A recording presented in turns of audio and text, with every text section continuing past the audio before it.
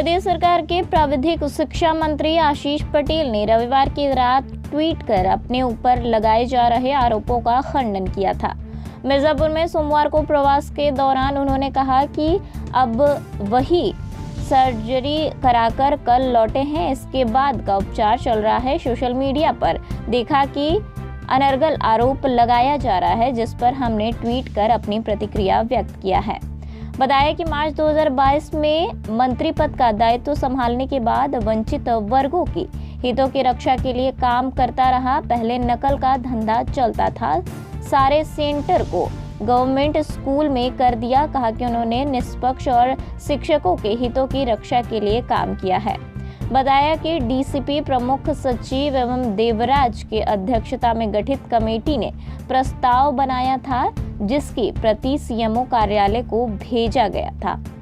उन्होंने आगे कहा कि जिन्हें 17 साल से जिनको प्रमोशन नहीं मिला है, उन्हें मिलना चाहिए था। मंत्री होने के नाते मेरा दायित्व उनके हितों की रक्षा करना था।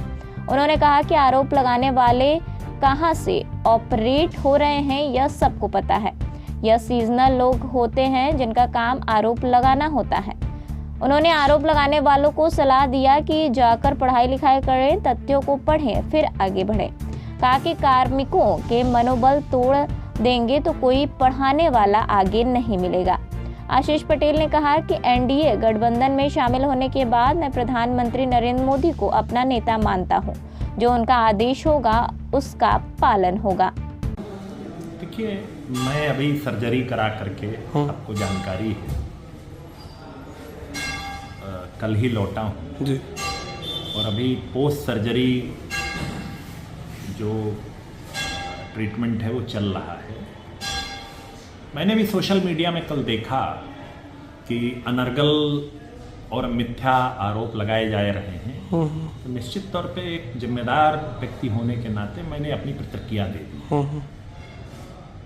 आपने इस्तीफे की पेशकश की है, क्या है? देखिए, मेरा बड़ा स्पष्ट मत है कि मैंने 2022 मार्च से मंत्री पद का दायित्व ग्रहण करने के बाद अपने विभाग में वंचित वर्गों के हितों की रक्षा करना और शुचिता लाने का प्रयास किया है। नकल को बंद कराया है। पहले सेंटर्स होते थे, अब अलग अलग जगह सेंटर का धंधा चलता था। और अभी मैंने सारे सेंटर उठा करके गवर्नमेंट कॉलेजेस में कर दिए हैं। निश्चित तौर पे बहुत सारे लोगों के हितों की अवहेलना हुई है, तो इस तरह के आरोप तो निश्चित तौर पे आएंगे। तो इसीलिए मैंने कहा कि अगर माननीय मुख्यमंत्री जी उचित समझें तो इस पूरे प्रकरण की, यह प्रकरण ही नहीं, अब तक मेरे द्वारा विभाग में किए गए सभी कार्यों की सीबीआई जांच करा। किसी से बात हुई आपकी इस मामले को लेकर के ऊपर? निश्चित तौर पे मैंने अपनी बात कह दी है। चूंकि ये डीपीसी लोकसभा चुनाव के दौरान, जब मैं यहाँ लोकसभा चुनाव में था, तो तत्कालीन प्रमुख सचिव एम देवराज जी की अध्यक्षता में डीपीसी हुई थी। डीपीसी पूर्ण करके फिर अनुमोदन के लिए मेरे पास आई और मैंने उसको अन्य संबंधित जो कार्मिक, वित्त और माननीय मुख्यमंत्री जी के कार्यालय को भी अवलोकित कराया है।